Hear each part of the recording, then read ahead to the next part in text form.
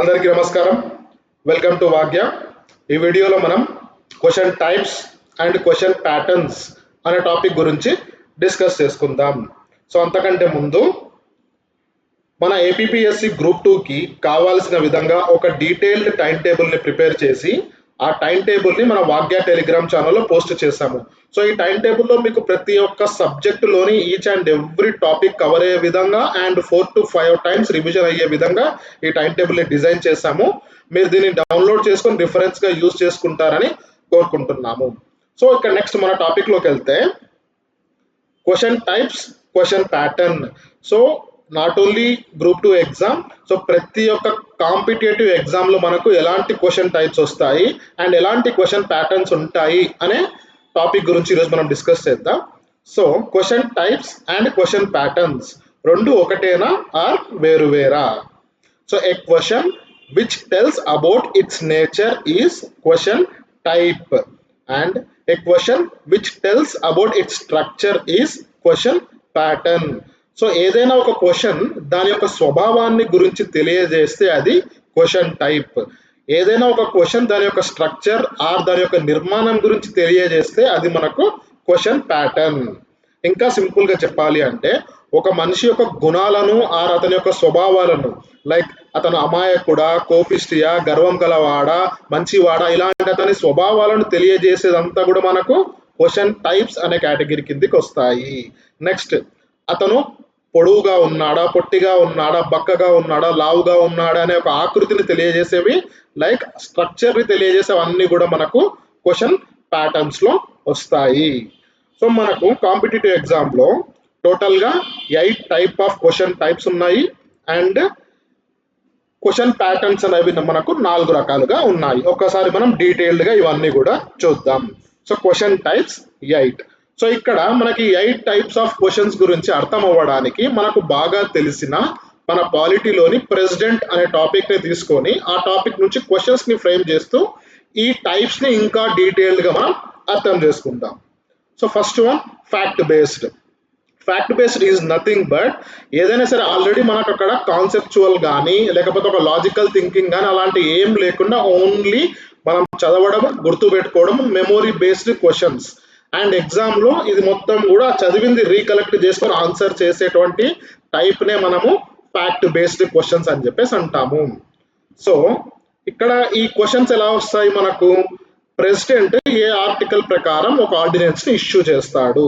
So ఇక్కడ ఏం చేయాలి, మనం జస్ట్ ఆర్టికల్ని గుర్తుపెట్టుకోవాలి. ఆర్టికల్ 123 ప్రకారం ప్రెసిడెంట్ ఆర్డినెన్స్ని ఇష్యూ చేస్తాడు.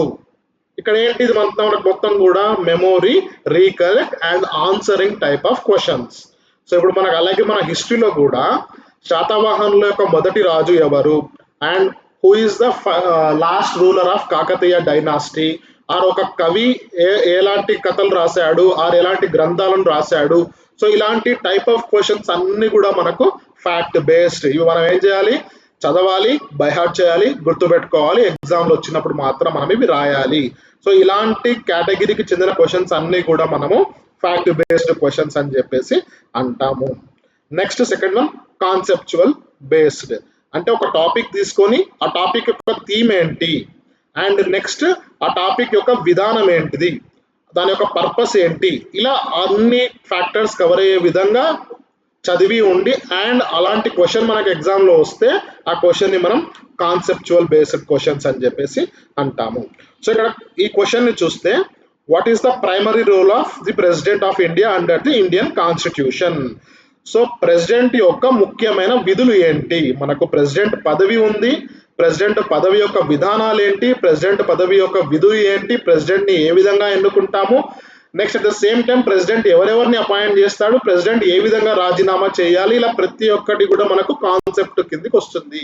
సో ఈ కాన్సెప్ట్ మనం చదువుకొని ఈ కాన్సెప్ట్కి అనుగుణంగా ఏదైనా క్వశ్చన్ వస్తే అలాంటి క్వశ్చన్స్ అన్ని కూడా మనము కాన్సెప్చువల్ బేస్డ్ క్వశ్చన్స్ అని చెప్పేసి అంటాము.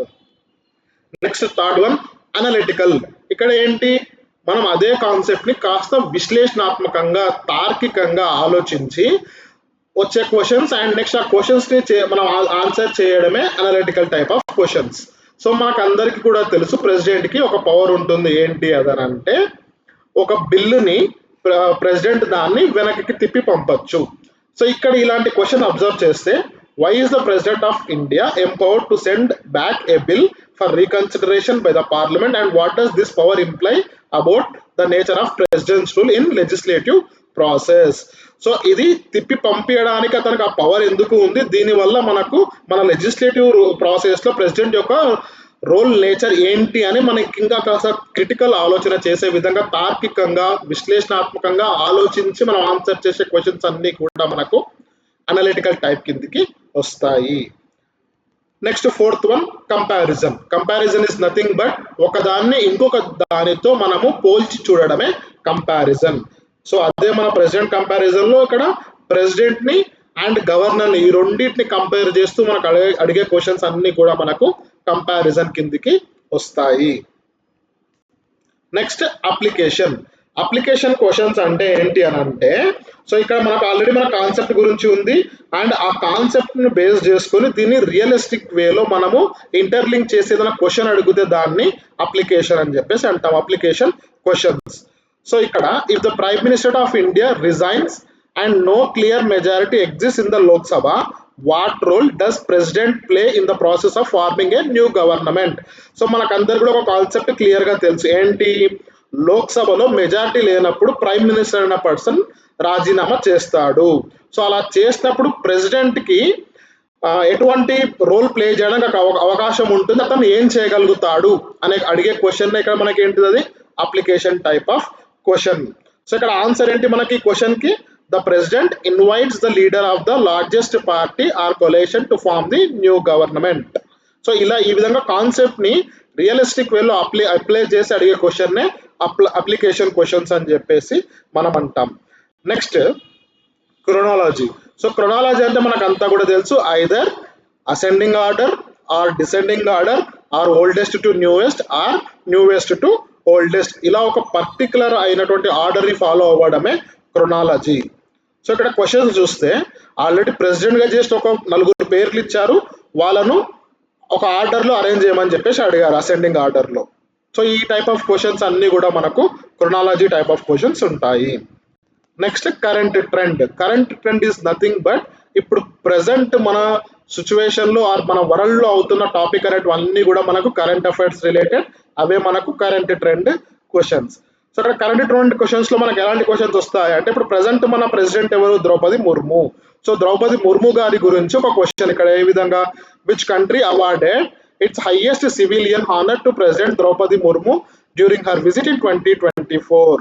సో ఇలా ఈ present year or present month or ఒక 2-3 మంత్స్ బ్యాక్ జరిగిన అంశాలను తీసుకొని క్వశ్చన్ ని ఫ్రేమ్ చేసి అడగడమే మనకు current trend questions. Next type cause and effect.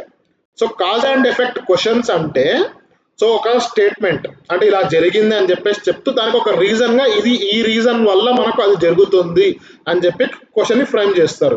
ఇక్కడ ఆ పాయింట్, స్టేట్మెంట్ పాయింట్ కి ఈ రీజన్ ఎగ్జాక్ట్ గా కరెక్ట్ గా మ్యాచ్ అవుతుందా, కరెక్ట్ గా మ్యాచ్ అవ్వట్లేదా, అండ్ నెక్స్ట్ ఒకదానికి ఒకటి ఇంటర్లింక్ ఉన్నాయా లేదా అని చెప్పి మనం జడ్జ్ చేస్తూ క్వశ్చన్ ని చేయడమే cause and effect based questions. So ఇలా మనకు మొత్తం కూడా మన కాంపిటేటివ్ ఎగ్జామ్ లో మనకు 8 టైప్ ఆఫ్ క్వశ్చన్స్ ఉంటాయి. సో అంటే మనకేంటి, టాపిక్ ఒకటే, ప్రెసిడెంట్ ఒకే టాపిక్ తీసుకొని మనం 8 డిఫరెంట్ టైప్ ఆఫ్ క్వశ్చన్స్ చూసాము. సో ఇక్కడ ఆ టైప్ ని బేస్ చేసుకుని క్వశ్చన్ యొక్క డిఫికల్టీ అనేది ఏ లెవెల్లో ఇంక్రీజ్ అవుతుందో మనకి ఇక్కడ పక్కన ఉన్న క్వశ్చన్స్ ని చూస్తే మనకు చాలా క్లియర్ గా అర్థమవుతుంది. అంటే క్వశ్చన్ పేపర్ ని మనం డిఫైన్ చేసుకునేటప్పుడు సో ఈ 8 టైప్ లో మనకు కాస్త డిఫికల్ట్ గా ప్రిపేర్ చేయాలన్నప్పుడు ఈ 8 బేసెస్ ఆఫ్ పాయింట్స్ ని తీసుకొని క్వశ్చన్స్ ని అండ్ క్వశ్చన్ పేపర్ ని కూడా సెట్ చేస్తారు. సో నెక్స్ట్ మనం ఏం చేద్దామంటే, ఇప్పుడు మన ఏపీపీఎస్సీ గ్రూప్ 2 కి మనకు మొత్తం కూడా 4 సబ్జెక్ట్స్ ఉన్నాయి. AP history, polity, economy, science and technology. So ఇలా ఈ 4 టాపిక్స్ లోపల ఏ టైప్ ఆఫ్ క్వశ్చన్స్ ఎక్కువగా వస్తాయి, so almost 90% of portion of questions ని తీసుకొని ఆ 90% ఆఫ్ పోర్షన్స్ ఆఫ్ క్వశ్చన్స్ లో మనకు మేజర్ గా ఏ టైప్ నుంచి ఏ సబ్జెక్ట్ లో వస్తాయి అనేది ఇక్కడ మేము డిఫైన్ చేసాము. బట్ మోర్ ఆర్ లెస్ ఒక 5 to 10% ఇటు అటుగా అవుతాయి ఎగ్జామ్ లో. కాకపోతే ఇవి మాత్రం మనకు అక్యురేట్ గా 90% ఆఫ్ క్వశ్చన్స్ ఈ టైప్ నుంచే మనకు వస్తాయి. సో ఏపీ హిస్టరీలో చూసుకుంటే ఎక్కువగా మనకు హిస్టరీలో వచ్చే క్వశ్చన్స్ ఏముంటాయి, ఫ్యాక్ట్ బేస్డ్. అక్కడ మనం చదివి గుర్తుపెట్టుకొని మన మెమొరీని రీకలెక్ట్ చేస్తూ ఆన్సర్లు పెట్టగలిగే క్వశ్చన్స్ మనకు హిస్టరీ నుంచి వస్తాయి. Next conceptual. సో కాన్సెప్చువల్ ఏంటి అంటే ఐదర్ డైనాసిటీ యొక్క ఎకనామికల్ కండిషన్స్ ఏ విధంగా ఉన్నాయి, వాళ్ళ యొక్క రిలీజియస్ కండిషన్స్ ఏ విధంగా ఉన్నాయి, వాళ్ళ యొక్క అడ్మినిస్ట్రేషన్ పరిపాలన ఏ విధంగా ఉంది, అలా కాన్సెప్ట్ బేస్ చేసుకొని కూడా మనకు క్వశ్చన్స్ వస్తాయి. Next comparison. సో ఒక డైనాసిటీని ఇంకొక డైనాసిటీతో అలా కంపేర్ చేస్తూ, ఒక రూల్ని ఇంకొక రూల్తో కంపేర్ చేస్తూ కూడా మనకు క్వశ్చన్స్ రావచ్చు. అలాగే chronology. So A series of things ఎలా జరిగాయి అనే క్రొనాలజీలో కూడా మనకు క్వశ్చన్స్ రావచ్చు. సో అందుకే మనకు ఏపీ హిస్టరీలో మనం ఈ 4 టైప్స్ మీద ఎక్కువగా కాన్సన్ట్రేట్ చేసి ఈ 4 టైప్ ఆఫ్ క్వశ్చన్స్ ని అండ్ నెక్స్ట్ అలాంటి థీమ్స్ ని మనం చదువుకుంటే ఏపీ హిస్టరీ అనేది మనం ప్రాపర్ గా క్వశ్చన్స్ కి ఆన్సర్ ని పెట్టగలుగుతాము. సో అదే పాలిటీలో వచ్చేసరికి మనకి ఇక్కడ ఫ్యాక్ట్ బేస్డ్ మీద క్వశ్చన్స్ వస్తాయి, కాన్సెప్చువల్ బేస్డ్ క్వశ్చన్స్ వస్తాయి, కంపారిజన్ వస్తాయి, and at the same time application questions వస్తాయి, కాజ్ అండ్ ఎఫెక్ట్ మీద కూడా మనకు క్వశ్చన్స్ వస్తాయి. And at the same time ఇంకొకటి కూడా మనకు కరెంట్ అఫైర్స్ నుంచి కూడా పాలిటీలో క్వశ్చన్స్ వస్తాయి. బట్ అది ఒక్కొక్క ఎగ్జామ్ ప్యాటర్న్ మీద డిపెండ్ అయ్యి ఒక 5 to 10% మనకి ఇటు అటుగా వస్తున్నాయి. అండ్ క్రొనాలజీ క్వశ్చన్స్ కూడా అప్పుడప్పుడు రావచ్చు మనకు పాలిటీలో. బట్ 90% ఆఫ్ ద క్వశ్చన్స్ మనకు fact based, conceptual, comparison, application, cause and effect. So అదే మనకి ఎకానమీలో ఎలాంటి టైప్ ఆఫ్ క్వశ్చన్స్ వస్తాయి అని అంటే ఫ్యాక్ట్ బేస్డ్ క్వశ్చన్స్ రావచ్చు, conceptual, analytical questions, comparison, application, current affairs, cause and effect, ఇలా మాక్సిమం అన్ని టైప్స్ కూడా కవర్ అయ్యే విధంగా మనకి ఎకానమీ మీద క్వశ్చన్స్ అనేవి రావచ్చు. అందుకే ప్రతి ఒక్క ఆస్పిరెంట్ కు కూడా ఎకానమీ ఎందుకు టఫ్ గా అనిపిస్తుంది అని అంటే అసలు ఆ సబ్జెక్ట్ యొక్క చదివే విధానాన్ని ఎలా పట్టుకోవాలో చాలా మందికి తెలియదు. ఎందుకంటే హిస్టరీ చూస్తే మనకి ఈ 4 టైప్స్ వస్తాయి కాబట్టి దీనికి అనుగుణంగా మనం ప్రిపేర్ కావచ్చు. సో పాలిటీ కూడా మనకు మోర్ ఆర్ లెస్ అదే విధంగా ఉంటుంది. ఎకనామిక్ వచ్చేసరికి అన్ని జోన్లలో క్వశ్చన్స్ ని కవర్ చేయడానికి, క్వశ్చన్స్ అడగడానికి ఎకనామీ అనే సబ్జెక్ట్ అనేది ఆస్కారం ఉంటుంది. సబ్జెక్ట్ అంత వొలటైల్ గా ఉంటుంది. అందుకే మనకు ఎకానమీ అనేది కాస్త టఫ్ గా, క్రిటికల్ గా అనిపిస్తుంది. ఎస్ఎన్టీలో కూడా మనకు ఎక్కువగా conceptual based, comparison, application, current affairs. So science and టెక్నాలజీలో ఎక్కువ కీ రోల్ ప్లే చేసేదంతా కూడా మనకు కరెంట్ అఫైర్స్ క్వశ్చన్స్ అన్నమాట. సో ఇవి మన ఈ 4 సబ్జెక్ట్స్ లో ఏ టైప్ ఆఫ్ క్వశ్చన్స్ అనేవి ఏ విధంగా రావచ్చు అనేది ఒక చిన్న అనాలిసిస్ చేసి మేము మీకోసం ఇదంతా కూడా ప్రొవైడ్ చేస్తున్నాము. సో ఇదండి మనకు క్వశ్చన్ టైప్స్ గురించి. So next question patterns. So question యొక్క స్ట్రక్చర్స్ ఏ విధంగా ఉంటాయి అవి మనం ఆల్రెడీ చెప్పుకున్నాం. మనకు 4 ప్యాటర్న్స్ అని. అందులో మనకు ఫస్ట్ ప్యాటర్న్ ఏంటి, single line questions. So question paper లో మనం అనుకుంటామో ఆల్రెడీ క్వశ్చన్ పేపర్ ఎంత డిఫికల్ట్ గా వచ్చినా, ఎంత టఫ్ గా వచ్చినా 30% ఆఫ్ క్వశ్చన్స్ అనేవి మనకు సింగిల్ లైన్ క్వశ్చన్స్ వస్తాయి. ఇది మాత్రం కంపల్సరీ. మీరు ఎట్లాంటి పేపర్ అయినా సరే తీసుకొని కూడా మీరు అనాలిసిస్ చేయండి. So 30% of single line questions అనేవి మనకు ఉంటాయి. సో సింగిల్ లైన్ క్వశ్చన్స్ లో మళ్ళీ మనకు ఇక్కడ ఒక 2 టైప్స్ ఉన్నాయి. డైరెక్ట్ క్వశ్చన్ అంటే ఎలా రావచ్చు, క్వశ్చన్ ఇక్కడ డైరెక్ట్ గా అడిగేయడం. So who was the founder of Vijayanagara empire in Andhra Pradesh? Vijayanagara empire యొక్క ఫౌండర్ ఎవరు? ఇది మనకు direct straight away question, answer ని పెట్టగలుగుతాము. దీనిలో ఇంకొక ప్యాటర్న్ ఏంటి అని అంటే indirect question. So indirect question ఎలా వస్తాయి అంటే which of the following ruler was not part of the Satavahana dynasty? So ఈ కింది రాజులలో ఏ రాజు శాతవాహన యొక్క రాజు కాదు అని అడుగుతున్నారు. అంటే మనకేం తెలిసి ఉండాలి, ఫస్ట్ శాతవాహన యొక్క రూలర్స్ అందరూ కూడా ఎవరు తెలిసి ఉంటేనే ఇలాంటి క్వశ్చన్ కి మనం ఆన్సర్ పెట్టగలుగుతాము. ఇది కూడా మనకు సింగిల్ లైన్ క్వశ్చనే, కాకపోతే దీని లోపల మనకు కాస్త ఎక్కువగా మనకు తెలిసి ఉంటేనే ఇలాంటి క్వశ్చన్స్ కి మనం ఆన్సర్ చేయగలుగుతాం. అందుకే మనకి మొత్తం కూడా ఇండైరెక్ట్ క్వశ్చన్ ప్యాటర్న్. నెక్స్ట్ మనకు మ్యాచ్ ద ఫాలోయింగ్ క్వశ్చన్స్ వస్తాయి. సో మ్యాచ్ ద ఫాలోయింగ్ లో ఎండ్ టు ఎండ్ మ్యాచింగ్ అంటే ఇటుపక్క ఐదర్ 3 or 4 ఇవ్వడము, అటుపక్క కూడా మనకు 3 or 4 ఇవ్వడము. ఇటుపక్క 3 వస్తే అటుపక్క 3 రావడము, ఇటుపక్క 4 ఆప్షన్స్ ఉంటే అటుపక్క కూడా 4 ఆప్షన్స్ రావడము. ఇలా ఉంటే మనకు అది ఎండ్ టు ఎండ్ మ్యాచింగ్ అని చెప్పేసి అంటాము. సో ఇక్కడ క్వశ్చన్ చూసాము, లిస్ట్ 1 ఇచ్చాడు, 4 ఆర్టికల్స్ ఇచ్చాడు. లిస్ట్ 2 లో ఆ ఆర్టికల్ దేని గురించి రిలేటెడ్, సో ఆప్షన్స్ ఇచ్చారు కింద మనకు. ఇక్కడ మనకు అబ్జర్వ్ చేస్తే మనకు ఏ బి ఈ 2 ఆర్టికల్ 14, ఆర్టికల్ 21 ఈ 2 వాటి గురించి తెలిస్తే మనకు సిడి తెలియకపోయినా కూడా కింద ఎలిమినేషన్ ప్రకారంగా ఈ క్వశ్చన్స్ ని మనం ఆన్సర్ చేయగలుగుతాము. సో ఇలా మనకు మ్యాచ్ ద ఫాలోయింగ్ లో ఎన్ టు ఎన్ మ్యాచింగ్ లో మనం చేయొచ్చు. ఒకవేళ క్వశ్చన్ పేపర్ ని కాస్త కొంచెం డిఫికల్ట్ చేయాలి అంటే either n+1 are n+2 matching లో మనకి ఇస్తారు. అంటే ఇటు పక్క 4 రావడం, అటు పక్క 5, 6 రావడం. సో అలా జరిగినప్పుడు మనకి అట్లీస్ట్ 3 అన్న తెలిసి ఉంటేనే మనం ఈ క్వశ్చన్స్ కి ఆన్సర్ పెట్టగలుగుతాము. ఇంకా కొన్ని సార్లు మనకు 4 తెలిసి ఉంటేనే ఇలాంటి క్వశ్చన్స్ కి ఆన్సర్ పెట్టగలుగుతాము. సో ఇలా క్వశ్చన్స్ వస్తున్నాయంటే క్వశ్చన్ పేపర్ కాస్త డిఫికల్ట్ గా ఉంది అని. నెక్స్ట్ అదే మ్యాచ్ ద ఫాలోయింగ్ లో మనకి ఇంకొక క్వశ్చన్ టైప్ కూడా ఉంది. అదేంటి అంటే పేర్ మ్యాచ్. సో పేర్ మ్యాచ్ అని అంటే మ్యాచ్ అయ్యే 4 ఆప్షన్స్ వాళ్ళే ఇస్తారు. ఇచ్చేసి కింది దానిలో రైట్ గా పేర్ అయిన మ్యాచ్ ఏది ఆర్ రాంగ్ గా పేర్ అయిన మ్యాచ్ ఏది అని కూడా అడుగుతారు. సో ఇలాంటి క్వశ్చన్స్ అనేవి పేపర్ ని ఇంకాస్త క్రిటికల్లీ పెరుగుతాయి. సో మనకు 4 ఆప్షన్స్ తెలిసి ఉంటేనే ఇలాంటి క్వశ్చన్స్ కి మనం ఆన్సర్ ని పెట్టగలుగుతాము. Next third pattern assertion and reason. So reason based questions, nothing but పైన ఒక అసర్షన్, ఒక స్టేట్మెంట్ ఇవ్వడము, కింద దాని యొక్క రీజన్ ఇవ్వడము. అవి రెండు కూడా మనకు ప్రాపర్ గా మ్యాచ్ అవుతున్నాయా, ఆ స్టేట్మెంట్ కి కింద ఉన్న రీజన్ కరెక్టా కాదా అని చెప్పి ఆ క్వశ్చన్ ని ఫ్రేమ్ చేయడమే మనకు రీజన్ బేస్డ్ క్వశ్చన్.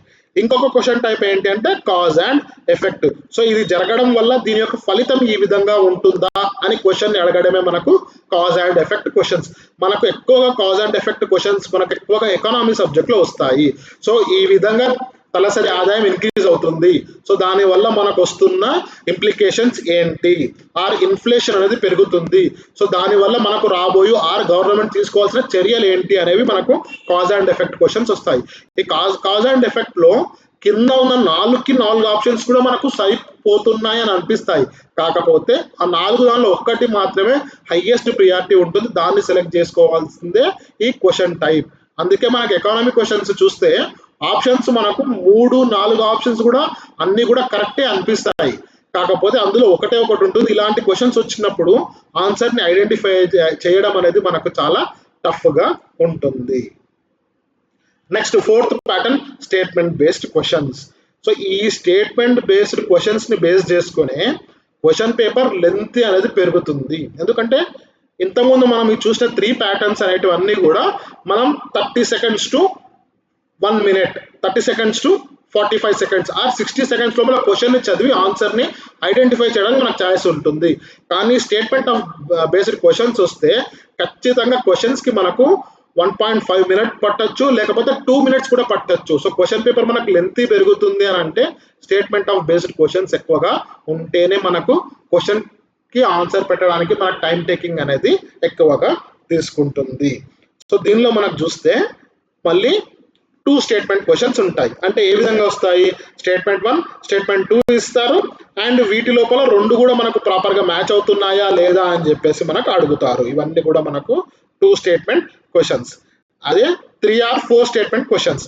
సో ఎలా ఇస్తారు, ఒక 3 స్టేట్మెంట్స్ 4 స్టేట్మెంట్స్ ఇస్తారు ఎగ్జామ్ లో. ఇచ్చి ఈ కిందలో మనకు ఆప్షన్స్ చూస్తే ఓన్లీ 1 and 2 ఆర్ కరెక్టా, 1, 2, 3 కరెక్టా, 2, 3, 4 కరెక్టా, ఆల్ స్టేట్మెంట్స్ కరెక్టా అనే క్వశ్చన్ ఫ్రేమింగ్ ఉంటుంది. సో ఈ క్వశ్చన్ కి మనం ఆన్సర్ చేయాలంటే మనం ఖచ్చితంగా 4 స్టేట్మెంట్స్ చదవాలి. ఆ 4 స్టేట్మెంట్స్ లో ఏది కరెక్ట్ ఏది రాంగ్ అనేది కూడా మనం ఐడెంటిఫై చేయాలి.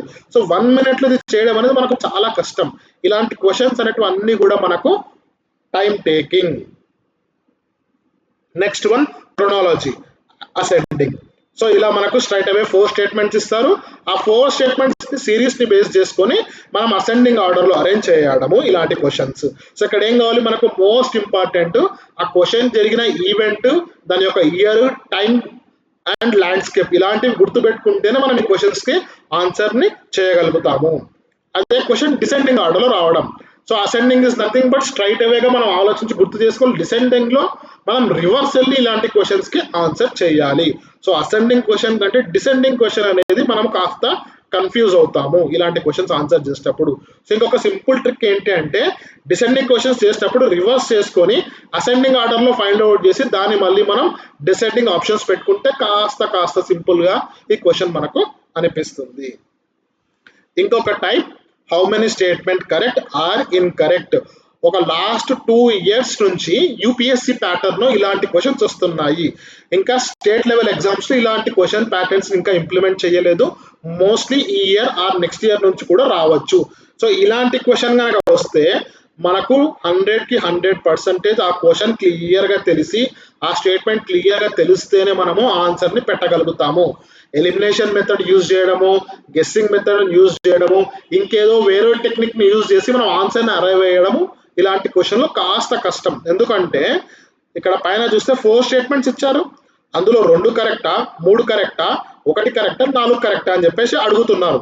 అది ఏది కరెక్ట్ ఏది రాంగ్ అనేది కింద మనకు ఆప్షన్ ఇవ్వలేదు. అది రాంగ్ ఆప్షన్ ఇస్తే దాన్ని బేస్ చేసుకొని గెస్ చేయొచ్చు, ఓకే ఇది ఎలిమినేటెడ్, ఇది కాదు, ఇది తప్పు ఆప్షన్ అని చెప్పేసి. సో ఇక్కడ మనకు 4 ఆప్షన్స్ క్లియర్గా తెలిసి ఉండాలి, అందులో కరెక్ట్ ఏదో రాంగ్ ఏదో తెలిసి ఉంటేనే ఇలాంటి క్వశ్చన్స్కి మనం ఆన్సర్ పెట్టగలుగుతాము. సో ఇవి అండి మనకు ప్రతి ఒక్క ఎగ్జామ్లో రావడానికి అవకాశం ఉన్న question types and question patterns. So అందుకే మనం ఒక క్వశ్చన్ని కానీ ఆర్ఎల్స్ ఒక టాపిక్ని, ఒక సబ్జెక్ట్ని, ఒక థీమ్ని చదివేటప్పుడు ఈ క్వశ్చన్ టైప్స్, క్వశ్చన్ ప్యాటర్న్స్ ఇవన్నీ కూడా మన మైండ్లో పెట్టుకొని ఈ టాపిక్ నుంచి క్వశ్చన్స్ ఈ విధంగా వస్తే ఎలా ఆన్సర్ చేయాలి అనే ఒక అవగాహనతోటి, అనే ఒక ఫుల్ ప్రూఫ్ మెకానిజం తోటి మనం చదివితే ఎగ్జామ్లో ఆ టాపిక్ నుంచి ఏ టైప్ ఆఫ్ క్వశ్చన్ వచ్చినా, ఏ ప్యాటర్న్ ఆఫ్ క్వశ్చన్ వచ్చినా కూడా మనము ఆన్సర్ చేయగలుగుతాము. సో మై డియర్ ఆస్పిరెంట్స్, మీరందరూ కూడా ఫుల్ ఫోకస్ తోటి, ఫుల్ డిసిప్లిన్డ్గా ఈ క్వశ్చన్ ప్యాటర్న్స్ అండ్ క్వశ్చన్ టైప్ని ఇంటర్లింక్ చేస్తూ మన సబ్జెక్ట్ని చదువుకోండి. ఖచ్చితంగా ఎగ్జామ్లో మనకి ఇవి చాలా అంటే చాలా బెస్ట్ రిజల్ట్స్ని కూడా తీసుకొని వస్తాయి. అందరికీ ఆల్ ద బెస్ట్, బాగా ప్రిపేర్ అవ్వండి అండ్ ప్రతి ఒక్కరు కూడా జాబ్ని సాధించాలని కోరుకుంటున్నాను. నెక్స్ట్ వీడియోలో కలుద్దాం.